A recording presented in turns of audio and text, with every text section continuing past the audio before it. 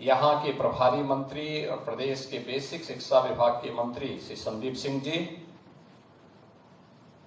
यहाँ के लोकप्रिय सांसद और जिनका भी कुछ ही देर में फिर से आप मंचन देखेंगे, ऐसे श्रीमती हेमा मालिनी जी, माननीय सांसद राज्यसभा चौधरी तेजवीर सिंह जी,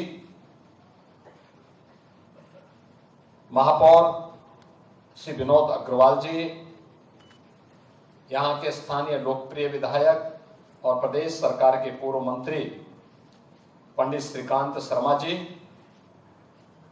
माननीय विधायक बलदेव श्री पूरण प्रकाश जी, माननीय विधायक गोवर्धन श्री मेघश्याम सिंह जी, माननीय विधायक मार्ग श्री राजेश चौधरी जी, विधान परिषद के माननीय सदस्य श्री ओम प्रकाश सिंह जी, चौधरी योगेश सिंह जी, जिला पंचायत अध्यक्ष श्री किशन चौधरी जी, ब्रज तीर्थ विकास परिषद के उपाध्यक्ष श्री शैलजाकांत मिश्र जी, उत्तर प्रदेश बाल अधिकार संरक्षण आयोग के अध्यक्ष डॉक्टर देवेंद्र कुमार शर्मा जी, भारतीय जनता पार्टी के हमारे जिला के अध्यक्ष श्री निर्भय पांडे जी, महानगर अध्यक्ष श्री घनश्याम लोधी जी, क्षेत्रीय महामंत्री श्री नागेंद्र सिकरवार जी, भुवन भूषण कमल जी, आज के इस भव्य आयोजन में यहां पर उपस्थित ब्रज क्षेत्र के मेरे सभी उपस्थित बहनों और भाइयों, मैं सबसे पहले आप सबको श्री कृष्ण जन्मोत्सव और नंदोत्सव की हृदय से बधाई देते हुए आज आप सबकी कृपा से आदरणीय प्रधानमंत्री जी के मार्गदर्शन में हमारे इस मंच पर उपस्थित जो हमारे माननीय जनप्रतिनिधि हैं, यहाँ के लोकल सांसद, स्थानीय माननीय विधायक, अन्य जनप्रतिनिधियों के सहयोग से जो विकास की योजनाएं यहाँ के लिए प्राप्त हुई हैं, उनके लोकार्पण का सौभाग्य मुझे श्री कृष्ण जन्मोत्सव के एक दिन पूर्व प्राप्त हो रहा है। मैं इसके लिए भी आप सबको हृदय से बधाई देते हुए आपका अभिनंदन करता हूं, आप सबका स्वागत करता हूं। मैं आपका आभारी हूं कि आपने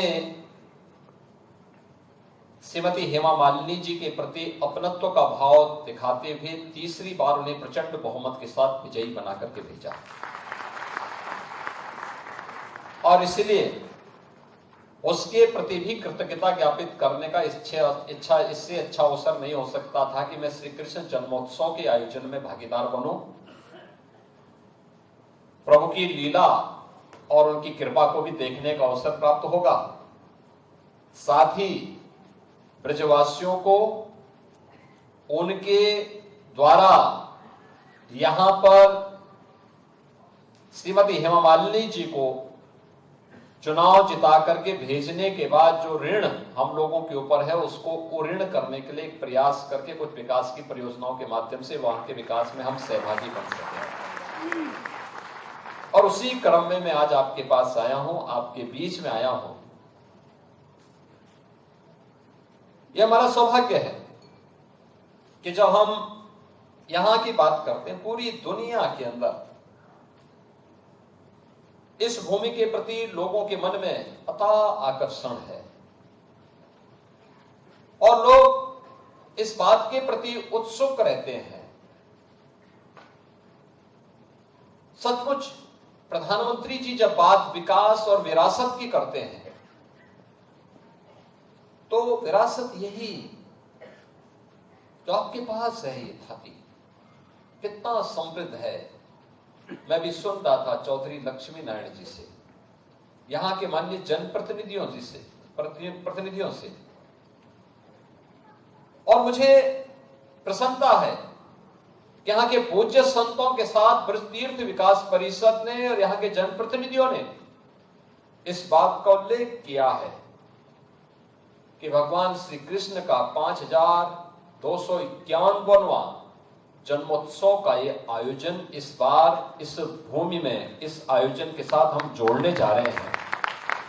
आप सोचो दुनिया के अंदर कोई देश ऐसा है, कोई मत, मजहब, संप्रदाय ऐसा है जो ये कह सकता हो कि उनकी उत्पत्ति भी इतनी पुरानी हुई हो? किसी के पास इतिहास नहीं, किसी के पास नहीं है। बहुत कहेगा, कोई 1400 साल का कहेगा, कोई 2000 वर्ष का कहेगा, कोई 2700 का कहेगा, कोई 3000 वर्ष का कहेगा। 3000 वर्ष पुराना दुनिया के अंदर कोई सेक्ट, कोई संप्रदाय, कोई मत और मजहब अपने आप को उससे पुराना नहीं बता सकता। उससे पहले क्या था, कुछ भी पता नहीं था। और इसीलिए हम कहते हैं इस धरती का और खासतौर पर भारत का एक ही धर्म है, वो सनातन धर्म है। यही भारत का राष्ट्रीय धर्म है। क्योंकि ये तो द्वापर की बात है। द्वापर के तत्काल बाद तो कलयुग आ गया। द्वापर के अंत में एक लंबे समय तक प्रभु की लीला का एहसास इस देशवासियों को प्राप्त हुआ था। उसकी कृपा दृष्टि इस देश पर पड़ी थी, सनातन धर्मावलंबियों पर पड़ी थी। पूरी दुनिया में केवल सनातन ही सनातन धर्मावलंबी थे। और वहां से यात्रा प्रारंभ होती है। कलयुग में हम इतने वर्ष आगे बढ़ चुके हैं। याद करिए, उससे पहले त्रेता रहा होगा, उससे पहले सतयुग रहा होगा। एक लंबा इतिहास, एक लंबी थाती विरासत हमारे पास, जिसको हमारे पूज्य संतों ने इनकी विरासत में संभाल करके रखा है। और आज भी अपने धार्मिक आयोजनों के माध्यम से, इस प्रकार के आयोजनों के माध्यम से इस विरासत के संरक्षण के लिए, कथा वार्ता के माध्यम से, भोजपत्रों के माध्यम से, पांडुलिपियों के माध्यम से, गुरु शिष्य की परंपरा के माध्यम से उसके संरक्षण का काम किया गया। और उसी विरासत का हिस्सा बनने के लिए, उसके साथ विकास की पुट जोड़ने के लिए हम लोग आज यहां पर एकत्र हुए हैं। और मैं धन्यवाद दूंगा यहां के जनप्रतिनिधियों को, ब्रज तीर्थ विकास परिषद को, और खास तौर पर यहां के माननीय विधायक और यहां के माननीय सांसद दोनों को, जिन्होंने यहां पर यहां के सांस्कृतिक कार्यक्रमों के मंचन के लिए 5 जन्य प्रेक्षागृह दिया है। कितना भव्य प्रेक्षागृह हमारे मथुरा वृंदावन को प्राप्त हो गया है, कितना भव्य मिल गया है। लगभग 1000 दर्शक एक साथ यहां पर आ जाएंगे। और उसमें भी आपने देखा है यहां पे कि इसमें पहला मंचन होने जा रहा है भारत की कला जगत की एक प्रख्यात अदाकार और आपकी सांसद श्रीमती हेमा मालिनी जी। वे मंच पर आई है, मैं उनका आभारी हूं कि वह अपनी पूरी साज सज्जा के साथ ही यहां पर मंच पर आ गए, अन्यथा वो कार्यक्रमों में आती। और आप ब्रजवासी इस बात के लिए सौभाग्यशाली हैं कि उनके मंचन के लिए, उनकी फिल्मों को देखने के लिए आप पहले यहां से आगरा और पता नहीं कहां कहां जाते रहे होंगे। आज वे यहां पे फ्री में मंचन के माध्यम से कला के महत्व के बारे में आपको बता रही है। उसके प्रति समर्पण का भाव, यहां के विकास के प्रति उनका समर्पण का भाव। क्योंकि मुझे याद है जब वह पहली बार यहां से सांसद बनी, मैं भौचक था। मैं संसद में भी सांसद था। सबसे पहला मुद्दा हेमा जी ने उठाया था संसद में। उन्होंने कहा था, क्या यमुना मैया को शुद्ध होने का अधिकार नहीं है? देश की संसद में उन्होंने मुद्दा उठाया। विकास के लिए यहां के 84 कोसी परिक्रमा को बनना चाहिए। वह यहां ब्रज क्षेत्र के भौतिक और आध्यात्मिक उन्नयन के लिए अत्यंत महत्वपूर्ण है। यहां के विकास के कार्यों में एक सकारात्मक योगदान, और वह लगातार आगे बढ़ा। आंतरिक साज सज्जा के लिए एक सकारात्मक योगदान। यहां के विधायक पंडित श्रीकांत शर्मा जी ने यहां की आंतरिक व्यवस्था को, यहां के माननीय जनप्रतिनिधियों ने किस रूप में यह मथुरा वृंदावन नगर निगम बनना चाहिए, फिर तीर्थ क्षेत्र घोषित होने चाहिए, फिर यहाँ की मर्यादा और यहाँ की आध्यात्मिक परंपरा के अनुसार हम उन कार्यक्रमों को आगे बढ़ा सकें। आज ये धीरे धीरे मूर्त रूप लेता जा रहा है और आज यहीं पर ही प्रख्यात भजन गायिका सुश्री पद्मिनी कोल्हापुरी के एक एल्बम को भी यहाँ पे शुभारंभ करने का अवसर इस 5 जन्य प्रेक्षागृह में मिला है। मैं उनको, पद्मिनी जी को भी, उनकी पूरी टीम को भी इसके लिए हृदय से बधाई देता हूं, अपनी शुभकामनाएं देता हूं। बहनों और भाइयों, आज 1037 करोड़ रुपए की परियोजनाओं का यहाँ पे लोकार्पण और शिलान्यास हो रहा है। इन लोकार्पण और शिलान्यास के कार्यक्रमों के साथ ही यहाँ पर हम लोग इन सभी कार्यक्रमों को आगे बढ़ाने का काम कर रहे हैं। एक एक चीज आपको यहाँ की विरासत के साथ जुड़ करके देखने को मिल रही है और कितना भव्य प्रेक्षागृह आपको मिल गया है। आपके कार्यक्रम यहाँ पे हो पाएंगे, हर प्रकार के आयोजन यहाँ पर हो पाएंगे। शहीद लक्ष्मण स्मारक भवन, यह भारत की विरासत के प्रति सम्मान का भाव, भारत की स्वतंत्रता संग्राम सेनानियों, भारत के जवानों के प्रति श्रद्धा का भाव व्यक्त करने का एक मंच है। कुसुम सरोवर, इसे भी यहां पर आज पुनरुद्धार करके लाइट एंड साउंड कार्यक्रम के साथ इसको जोड़ने का काम, श्री राधा रानी मंदिर में बरसाना में अब रोपवे भी आज प्रारंभ हो गया है। हमें हमारे बुजुर्ग संत जो पहले पैदल ही चढ़ जाते थे, मैं आज पूज्य फुलडोल जी महाराज को देख रहा था। इस उम्र में भी मैं सचमुच उनका सम्मान करूंगा, उनको नमन करूंगा कि इस उम्र में भी उनके मन में इच्छा शक्ति वही जज्बा। ठीक है, शरीर का उम्र के साथ एक भौतिक काया है, वह अपना एक समय तक साथ देता है, लेकिन जज्बा है। एक समय था संत पूरी परिक्रमा करते थे, कई बार वहां जाते थे, लेकिन समय के अनुरूप उस प्रकार की सुविधा देना यह स्थानीय प्रशासन और शासन की जिम्मेदारी बनती है। और आज पीपीपी मोड पर यह सुविधा बरसाना के लिए उपलब्ध हो चुकी है। यहां पे भी सुविधाएं होनी चाहिए और मुझे लगता है विरासत के संरक्षण, उसकी आध्यात्मिक और सांस्कृतिक पहचान को बनाए रखते हुए उसको विकास की एक नए कलेवर के रूप में हमें प्रस्तुत करना, यह आज की आवश्यकता है। इसके साथ ही यहाँ पे गोवर्धन की तहसील भवन का भी लोकार्पण हो रहा है। वहां के माननीय विधायक जी को मैं हृदय से इसके लिए बधाई देता हूं। अन्य विकास से जुड़े हुए तमाम कार्य आज यहाँ पर हम लोग आज यहाँ पे आज उसका लोकार्पण कर रहे हैं और विकास की भी तमाम योजनाओं का, जिसमें गोकुल बैराज की अपस्ट्रीम में, जहां पर हम सब की आस्था और मान्यता है कि वासुदेव जी ने भगवान कृष्ण को गोकुल तक पहुंचाने का काम वहीं पे यमुना जी को पार किया था, वहीं वासुदेव वाटिका का निर्माण भी हम लोग करने जा रहे हैं और बड़ी, यानी लगभग 45 करोड़ रुपए की लागत से उसकी एक बड़ी योजना हम लोगों ने तैयार की है। उसको आगे बढ़ाने के लिए एक पर्यटन जन सुविधा केंद्र बरसाना के लिए भी आज यहाँ पे स्वीकृत हुआ है। इसी प्रकार से और भी अन्य विकास की योजनाओं को लेकर के आज यहाँ पे कार्य प्रारंभ होने जा रहे हैं। बहनों और भाइयों, आज हम सब जब यहां पर आए हैं, मैं आप सबको इस बात के लिए आश्वस्त करने के लिए आया हूं कि ये जो डबल इंजन की सरकार है, ये आपकी आस्था का सम्मान करते हुए आपको विकास के पथ पर आगे बढ़ाना चाहती है।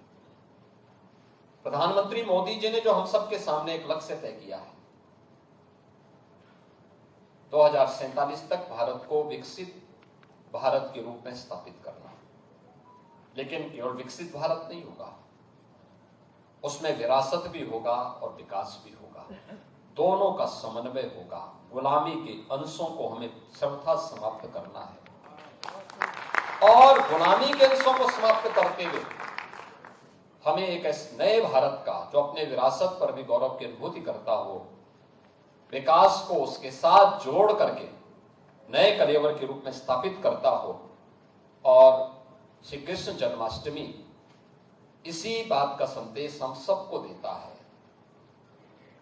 हमें वर्तमान की इन चुनौतियों को समझना पड़ेगा जो हम सबके सामने है, भारत के सामने है, सनातन धर्म के सामने। याद रखना, जो चुनौती सनातन धर्म के सामने है वही भारत की चुनौती है, और जो भारत की चुनौती है वही सनातन धर्म की चुनौती है। दोनों एक दूसरे से अपने आप को अलग नहीं कर सकते, कोई एक दूसरे से अलग नहीं कर सकता। और मैं तो आज पूज्य संतों का आह्वान करूंगा, इस समय है उनको स्वयं आगे आकर के पूरे समाज को एकजुट करने के सावधान के साथ आगे बढ़ना पड़ेगा।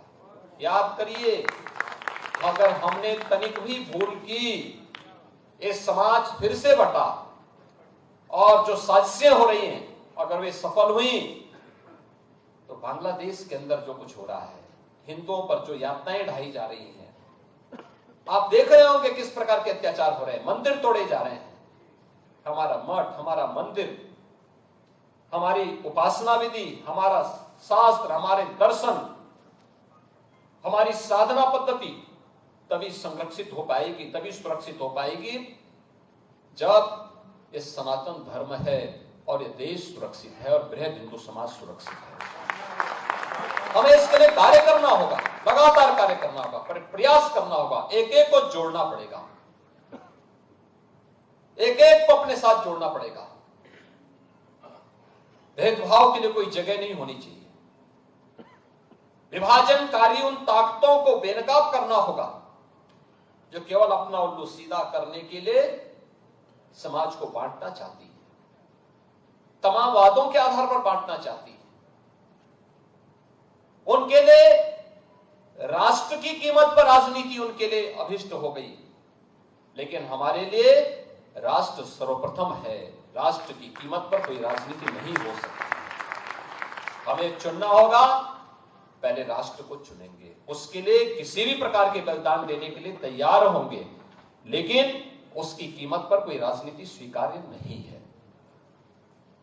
लेकिन आज जिस प्रकार के दृश्य दिखाई दे रहे हैं, जिस प्रकार की बातें हो रही हैं, जिस प्रकार की चीजें चल रही हैं, आपने देखा होगा इन सब के मुंह बंद है बांग्लादेश की घटना पर। कोई बोलना नहीं चाहता क्योंकि उन्हें भय है, अगर वो बोलेंगे तो उनके वोट बैंक खिसकते हुए दिखाई देंगे। उनके पैरों के नीचे की जमीन जिस पर वे लोग खड़े हैं, वे अंगारे उनको ही जलाते हुए दिखाई दे रहे होंगे, और इसलिए वे मौन हैं, बोल नहीं सकते।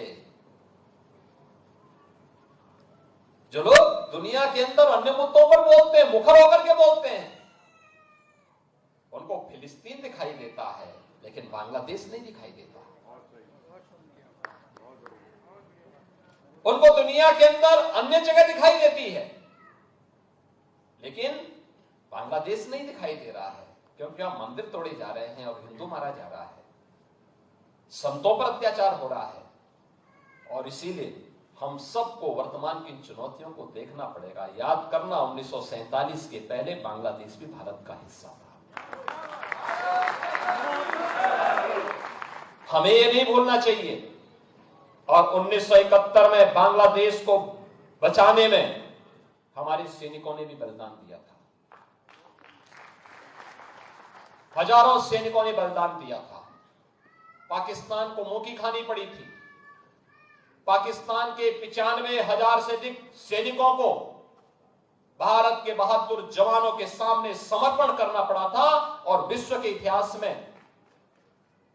इतिहास में किसी भी सेना की सबसे बड़ी विजय थी जो 1971 में भारत की सेना ने करके दिखाया।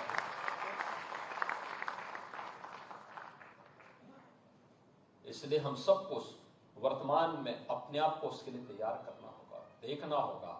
ये देश रहना चाहिए, सनातन धर्म हर हाल में रहना चाहिए, हमारी विरासत का हर हाल में संरक्षण होना चाहिए, और उसी विरासत के संरक्षण की दिशा से ये विकास के कार्य उसके साथ जोड़े जा रहे हैं, उसको आगे बढ़ाने का काम हो रहा है। मुझे पूरा विश्वास है कि हमारा ये ब्रज क्षेत्र अपनी इस विरासत को संरक्षित करते हुए, निरंतरता को आगे बढ़ाते हुए आगे बढ़ेगा, कोई संदेह नहीं होना चाहिए। और मैं आपको इस बात के लिए आश्वस्त करता हूं कि केंद्र और राज्य शासन दोनों मिलकर के इस अभीष्ट लक्ष्य की प्राप्ति करने के लिए जो कुछ भी सर्वोत्तम होगा वो हम करेंगे, हम लोग करेंगे, कहीं पीछे नहीं हटेंगे, किसी भी स्थिति में पीछे नहीं हटेंगे, कभी पीछे नहीं हटेंगे। इसके लिए जो भी प्रयास करने होंगे। और आज मुझे प्रसन्नता है कि आज से 7 वर्ष पहले जब यूपी की चर्चा होती थी, यूपी की चर्चा किन मुद्दों पर होती थी? यूपी की चर्चा दंगों के कारण होती थी, यूपी की चर्चा जवाहरबाद जैसी घटनाओं के कारण होती थी, यूपी की चर्चा गुंडागिर्दी और अराजकता के कारण होती थी। आज उत्तर प्रदेश की चर्चा जब होती है तो वह यहाँ के रंगोत्सव से होती है, जन्मोत्सव से होती है, जन्माष्टमी के आयोजन से होती है। अयोध्या धाम में 500 वर्षों की 505 सदी की इंतजार को समाप्त करते हुए अयोध्या में रामलला के पुनः विराजमान होने को लेकर के होती है, काशी की कायाकल्प को लेकर के होती है, वैष्णो कुंभ को लेकर के होती है, प्रयागराज कुंभ को लेकर के होती है। तीर्थ धामों के विकास के लिए जो कुछ किया जा रहा है वह उस रूप में होती है और विकास के रूप में भी आज उत्तर प्रदेश की चर्चा होती है। आज लोगों को लगता है कि हां, अब उत्तर प्रदेश प्रश्न प्रदेश नहीं है, आज उत्तर प्रदेश अनलिमिटेड पोटेंशियल का प्रदेश बन चुका है। उत्तर प्रदेश वह सब कुछ करने की सामर्थ्य रखता है जो देश चाहता है। और भारत को $5 ट्रिलियन की इकोनॉमी बनाने में जिस उत्तर प्रदेश को पहले विकास का बैरियर माना जाता था, आज उत्तर प्रदेश अपनी विरासत और विकास का बेहतरीन समन्वय के माध्यम से भारत के विकास का ग्रोथ इंजन बन करके तेजी के साथ उसमें योगदान देने के लिए अपने आप को तैयार कर रहा है। और ये विकास की योजनाओं का जो आज लोकार्पण और शिलान्यास हो रहा है वह इसी के साथ जुड़ा हुआ है। और मैं देखता हूं हमारा हर जनप्रतिनिधि उन चीजों को लेकर के, गोवर्धन के विधायक उसके लिए, मथुरा वृंदावन के विधायक विकास के लिए, यहां की भावनाओं का सम्मान हो, यहां की आस्था का संरक्षण करते हुए हमें विकास कराना है। बलदेव के विधायक उसके लिए, छाता से चौधरी लक्ष्मी नारायण जी, वहां के विकास के साथ साथ यहां की विरासत के संरक्षण के साथ साथ अन्नदाता किसानों का सम्मान हो, उनका आय को बढ़ाने की दिशा में। मार्ट के विधायक के स्तर पर भी विकास की योजनाओं को आगे बढ़ाने का कार्य, हमारे अन्य जनप्रतिनिधि, नगर निगम हो, जिला पंचायत हो, सबके स्तर पर इस प्रयास को आगे बढ़ाना। और संजोग से एक अच्छा दुर्लभ संजोग है, विकास के इस अभियान को आज कला जगत की, भारत की सुविख्यात अभिनेत्री के रूप में जिन्होंने पूरे देश के अंदर अपने अभिनव के माध्यम से पूरे देश और दुनिया के अंदर कला जगत में एक नाम कमाया, आज वह यहाँ की सांसद के रूप में, एक सामान्य नागरिक के रूप में यहाँ के विकास के लिए निरंतर प्रयास कर रही हैं। मैं हेमा जी को तीसरी बार विजयी होने पर उनका अभिनंदन करता हूं, उन्हें बधाई देता हूं।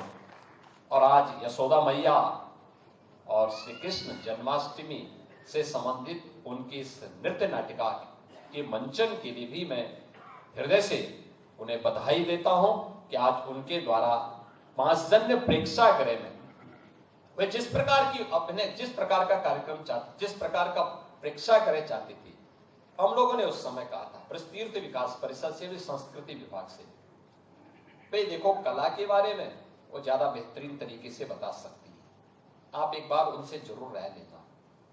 और वह अपने में देख रहा हूं कलाकार के लिए समय निकालना बहुत कठिन होता है, उनकी अपनी व्यस्तता होती है, उनके अपने प्रोग्राम होते हैं, पहले से शेड्यूल तय होता है। तब भी मैं देखता हूं किसी भी अन्य कलाकार की तुलना में हेमा जी मथुरा वृंदावन के लिए ज्यादा समय देती है, हर कार्यक्रम में सहभागी बनती है, पर्व और त्योहारों में यहाँ के बीच में आकर के पूज्य संतों का आशीर्वाद लेती है, यहाँ के लोगों के बीच में कार्यक्रम में भागीदार बनती है। और फिर विकास की योजनाओं को लेकर के वे लखनऊ भी आती हैं, दिल्ली भी पहुंचती हैं, साथ साथ बार बार फोन करके पूछती भी हैं कि हमारे यहाँ के इन विकास के कार्यों का क्या हो रहा है, ये भी पूछती हैं। ऐसा नहीं कि एक बार दे दिया तो भूल गए, फोन से भी बात करती हैं। तो ये बहुत कम देखने को मिलता है। मैं पिछले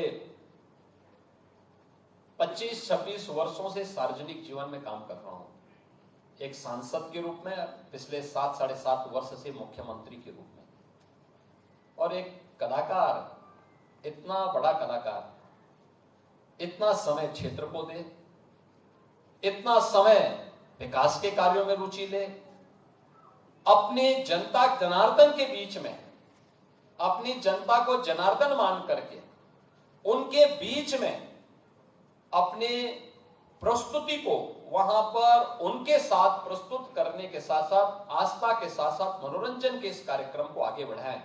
और ब्रिज तो यही है जहां आस्था भी है, जहां विश्वास भी है, जहां कला भी है, संस्कृति भी है और प्रेम भी है, एक साथ इन सब का समन्वय ही ब्रिज की पहचान है।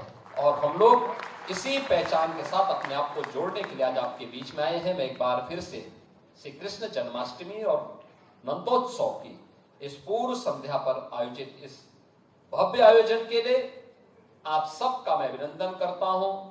मथुरा वृंदावन वासियों को, पूरे जनपद वासियों को इस भेंट की बधाई देता हूं और विश्वास दिलाता हूं कि विरासत और विकास का यह क्रम निरंतर आगे बढ़ता रहेगा। इन पूज्य संतों के आशीर्वाद से, इन माननीय जनप्रतिनिधियों के सहयोग से और आप सबकी कृपा से निरंतर आगे बढ़ता रहेगा। इस विश्वास के साथ आप सबको हृदय से बधाई, मंगल में शुभकामनाएं। धन्यवाद। जय हिंद।